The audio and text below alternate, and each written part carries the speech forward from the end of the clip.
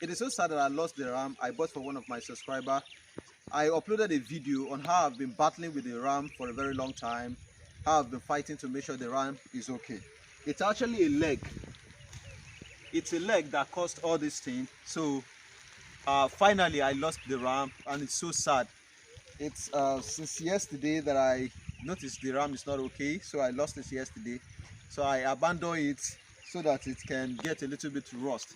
I can't let it waste because the catfish, they eat mortality, so I have to let it rust a little bit before I give it to the catfish. So catfish are going to consume it. There are many ways you can do if you want to give your catfish mortality. As this thing is hairy, you can burn it up, like you roast it. Maybe you use petrol or you use grass or wood. You burn it. After you burn it, then you cut the tummy, the stomach. You try to dissect it. After you divide it, then you throw everything inside the pond like that. It is so sad. Actually, it pains me a lot thinking about how much we spent on the ram, how much we bought it, and how much we spent to make sure the ram is okay.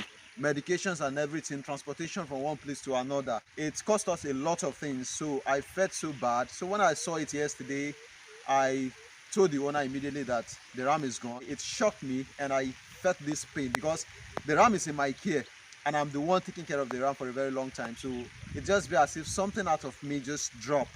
You understand? So it pains me a lot.